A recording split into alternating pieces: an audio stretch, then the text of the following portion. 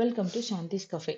Daily ஒரு topic பார்த்துட்டு இருக்கோம். யூஜிடிஆர்பி யூனிட் 1ல. இன்னைக்கான ஆத்தர் யார் அப்படின்னா பிலிப் சிட்னியை பற்றி நம்ம பார்க்க போகிறோம். பிலிப் சிட்னின்னு சொன்ன உடனே நமக்கு அவரோட இம்பார்ட்டண்டான ஒர்க் என்ன ஞாபகம் வரும் அப்படின்னா அப்பாலஜி ஃபார் போயட்ரி. இந்த அப்பாலஜி ஃபார் போயட்ரி ஏன் இவ்வளோ இம்பார்ட்டன்ட்னு சொல்கிறோன்னா 2001ல ஒரு கொஸ்டின் கேட்டிருக்காங்க. கொஸ்டின் நம்பர் 52ல வந்திருக்கு. 2002 2003ல 5 கொஸ்டின்ஸ் வந்திருக்கு. அப்பாலஜி ஃபார் போயட்ல இருந்தும் சிட்னில இருந்தும். 2013ல 2 கொஸ்டின் வந்திருக்கு. யார் அப்பாலஜி ஃபார் போயட்ரி எழுதுனாங்க அப்படிங்கிறது 2002ல வந்திருக்கு. இப்படி எல்லா இயர்லயும் அப்பாலஜி ஃபார் போயட்ரியை பத்தின கொஸ்டின்ஸ் இருக்கிறதுனால இது ரொம்பவே முக்கியமான ஒரு டாபிக் தான். இந்த டாபிக்கை பத்தி நம்ம இப்போ டீட்டெயிலாக கொஞ்சம் பார்க்கலாம். அப்பாலஜி ஃபார் போயட்ரி அப்படிங்கிறது ஒரு கிரிட்டிசிசம் ஒர்க்கு. இது கொஞ்சம் ப்ராடா இருக்கும். ஆனா ராமச்சந்திரன் நாயர் நமக்கு ரொம்ப ஷார்ட் அண்ட் கிறிஸ்பியா கொடுத்திருக்காங்க. இதுல என்ன சொல்லியிருக்காங்கன்னு சொல்லி நம்ம பார்க்கலாம். Philip Sidney's Apology for Poetry or the Defense of Poetry was published in 1595.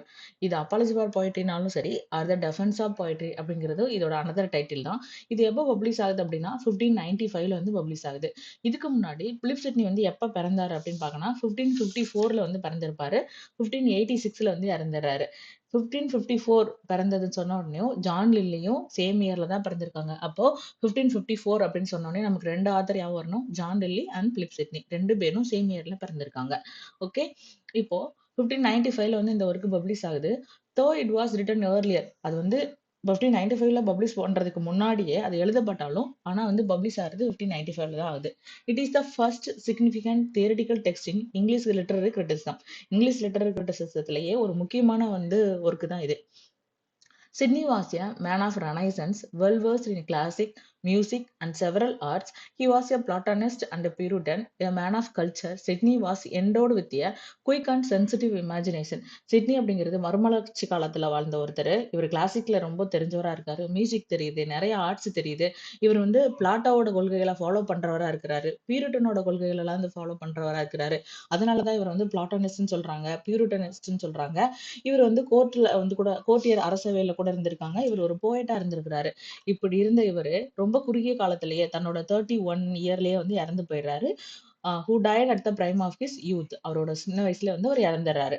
Apology for Poetry is a methodical study of the art of poetry and a critical discussion of the state of English poetry in Sidney's time. சிட்னியோட காலத்துல இருந்தப்போ இந்த art of போயட்ரியை பத்தின critical டிஸ்கஷனை apology poetry ரொம்ப தெளிவாகவே விவரிக்குது.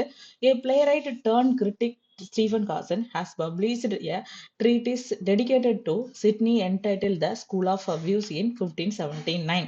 1579 நம்ம நேத்து ஒர்க்ல பார்த்தோம். ஜான் நெல்லி தன்னோட Euphues the anatomy of wit அப்படிங்கிறத 1579ல பப்ளிஷ் பண்ணிருக்காங்க. அப்படின்னு பார்க்கும்போது ஒரு 3 இயர் பார்த்தோம் இல்லையா. ஸ்டீஃபன் காசனோட the School of Abuse 1579, Edmund ஸ்பென்சரோட சப்போர்ட்ஸ் காலண்டர் 1579 பார்த்தோம் இல்லையா. அந்த வகையில இன்னைக்கு இவர் எழுதின, அதாவது ஒரு நாடக எழுத்தாளராக இருந்து கிரிட்டிக்கா விமர்சனராக மாறின ஒருத்தர் யாரு அப்படின்னா ஸ்டீஃபன் காசன். இந்த ஸ்டீஃபன் காசனோட ஒர்க் ஸ்கூல் ஆஃப் அபியூஸ் அப்படிங்கிறது எப்போ பப்ளிஷ் ஆகுது அப்படின்னா 1579ல பப்ளிஷ் ஆகுது. இந்த ஒர்க்ல அவர் என்ன சொல்லியிருக்காருன்னா நாடக அறிஞர்களையும் அப்புறமா போயட்ஸ் அவங்க 2 பேரையுமே இந்த சமுதாயத்தோட பூச்சிகள் அப்படின்னு சொல்லிட்டு விமர்சனம் பண்ணியிருக்காரு. இதை எதிர்க்கிற விதமா, இதற்கு அப்போஸ் பண்ற விதமா, அதாவது போயட்ரியை டிஃபெண்ட் பண்ற விதமா தான் யார் எழுதியிருக்காங்கன்னா பிலிப் சிட்னி ஒரு இந்த அப்பாலஜி ஃபார் போயட்ரி எழுதியிருக்காங்க. Okay, attacks poets and players calling them caterpillars of commonwealth. சமுதாயத்தோட பூச்சிகள் அப்படின்னு சொல்றாரு போயட்ஸையும் பிளேயர்ஸையும். Okay, Sidney was provoked by Hawson's invective against poetry and poet and wrote his apology to vindicate the good name of poetry.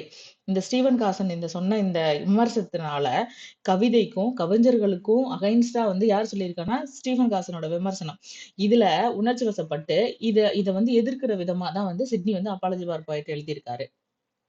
Sydney's essay sums up Renaissance critical theory of poetry, was inspired by the author, classical knowledge and training. He has drawn on the opinions of Plato, Aristotle, Horace, and Cicero, and his works reveal he wore his scholarship lightly. இந்த சிட்னியோட apology for போயட்ரியில பாத்தீங்கன்னா நிறைய classical ரைட்டர்ஸோட quotation எழுதியிருப்பாரு, code பண்ணியிருப்பாரு நம்ம Philip Sydney. பிளாட்டோவோடது, அரிஸ்டாட்டிலோடது, ஹொரேஸோடது, சிசரோடது. அது மட்டும் இல்லாம அவரோட அறிவுத்திறனும் எவ்வளவு இருக்கு அப்படிங்கிறத இந்த ஒர்க்ல நம்ம பார்க்கலாம்.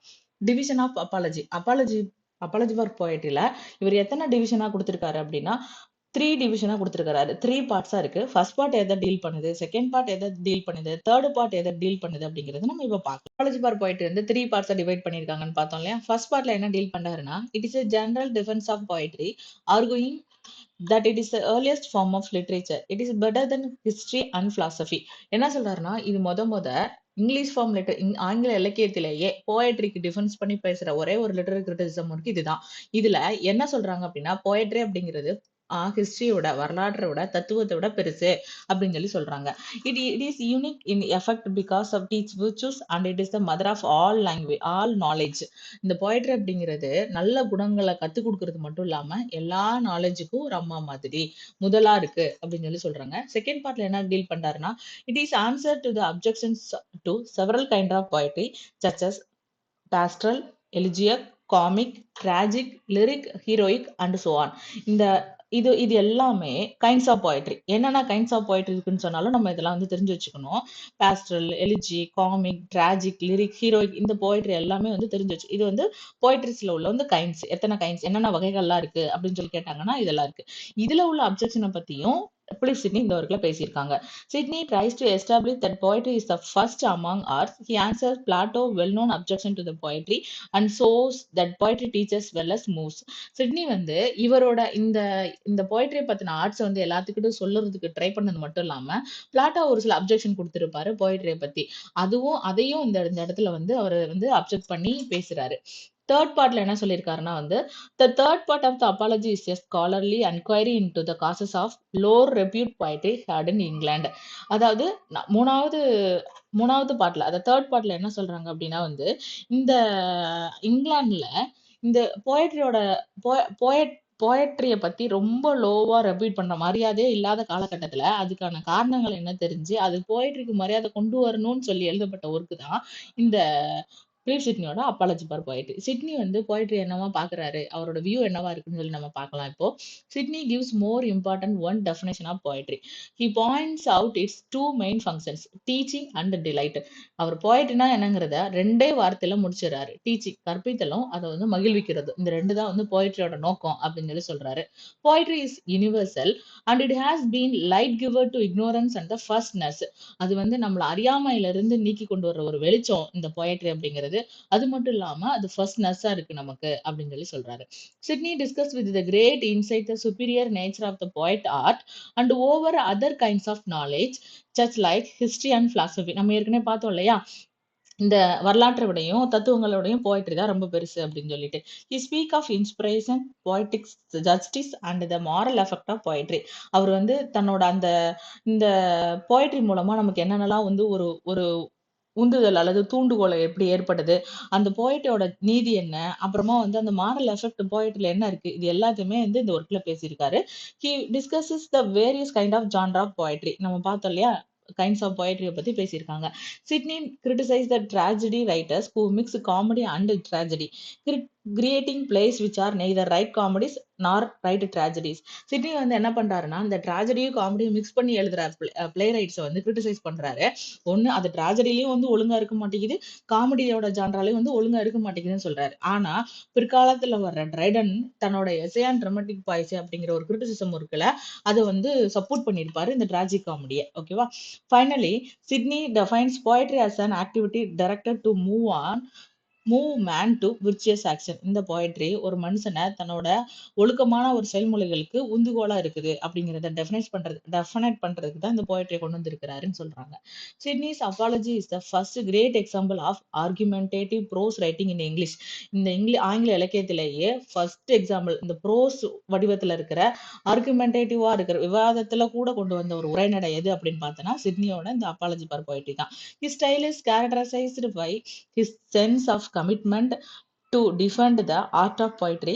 His prose is lucid, witty, ironical, argumentative. His style is characterized by his sense of commitment to defence of art of poetry. இந்த கவிதையோட கலையை பாதுகாக்கிறது தான் அவரோட நோக்கமா வச்சிருந்தாரு.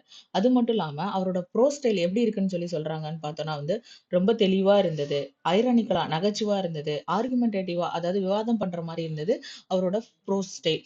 Sydney style was influenced and moulded by his classical scholarship, restraint and culture.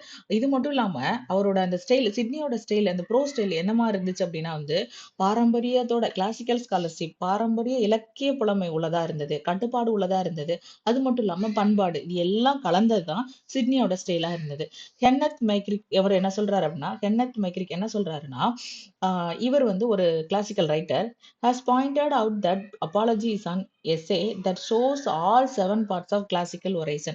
இந்த இந்த உரைநடை அதாவது இவரோட இவரோட அப்பாலஜி போய்ட்டுங்கிற இந்த ப்ரோஸ் பீஸ் 7 பகுதியை கொண்ட ஒரு கட்டுரை தான். இது எல்லாமே வந்து இதுல இருக்கு அப்படின்னு சொல்றாங்க. Sydney was also moved by a national necessity of pointing out the true place of poetry at a time when it had become the laughing stock of children. அந் குழந்தைங்க கையில வச்சிருக்கிற ஒரு கேலி பொருள் மாதிரி போயட்ரியை வந்து விளையாண்டுகிட்டு இருந்த ஒரு முக்கியத்துவமே கொடுக்காத அந்த நேரத்துல சிட்னி வந்து அதுல இருந்து ஒரு போயட்ரியோட உண்மையான ஒரு இடத்துக்கு எடுத்து கொண்டுட்டு போகணும் அப்படிங்கிற ஒரு அவரோட வெறிதான் இந்த ஒர்க் எழுத வச்சதா சொல்றாங்க. He visualized a great future for English literature and commends the English language to his contemporaries. ஆங்கில இலக்கியத்துக்கு வந்து ஒரு பிரகாசமான எதிர்காலத்தை கொண்டு வரணும் அப்படிங்கிறத அவர் அதுக்காக ஒரு கற்பனை செஞ்சாரு. அந்த கற்பனையை வந்து எல்லாத்துக்கிட்டையும் கொண்டு போய் கண்டெம்பரரிஸ் அவரோட சம காலத்துல உள்ளவங்ககிட்ட இந்த இங்கிலீஷ் லாங்குவேஜை பத்தி வந்து பாராட்டினாரு சிட்னி. அதனாலதான் இந்த ஒர்க் வந்து ரொம்ப இம்பார்ட்டன்டான ஒர்க் அப்படின்னு சொல்றாங்க. இப்போ ஒரு 4 கொஸ்டினோட இயர் வந்து கேட்கிறேன். நீங்க வந்து ஞாபகம் இருந்தா உங்களுக்கு கமெண்ட் செக்ஷன்ல போடுங்க. ஸ்கூல் மாஸ்டரோட பப்ளிஷிங் இயர் என்ன? ஸ்கூல் மாஸ்டர் அதோட பப்ளிஷிங் இயர் என்ன? ரோஜர் ஆசம் எழுதியிருப்பார்ல ஸ்கூல் மாஸ்டர் அதோட பப்ளிஷிங் இயர் என்ன? அப்புறமா வந்து ஜான் லில்லி எழுதின Euphues the anatomy of wit the first பார்ட்டோட பப்ளிஷிங் இயர் என்ன? உடோப்பியாவோட இங்கிலீஷ் டிரான்ஸ்லேஷன் வந்து எப்போ பப்ளிஷ் ஆயிருக்கு? பிலிப் சிட்னியோட அப்பாலஜி ஃபார் போயட்ரி வந்து எப்போ பப்ளிஷ் ஆயிருக்கு? இது மட்டும் உங்களுக்கு தெரிஞ்சுச்சுன்னா கமெண்ட் செக்ஷன்ல சொல்லுங்க. நெக்ஸ்ட் செஷன்ல பார்க்கலாம். இதுக்கு முன்னாடி உள்ள ப்ரீவியஸ் ஆத்தர்ஸோட லிங்க் எல்லாமே வந்து டிஸ்கிரிப்ஷன்ல வந்து நான் அட்டாச் பண்ணியிருக்கேன். தேவைன்னா செக் பண்ணிக்கோங்க. தேங்க்யூ.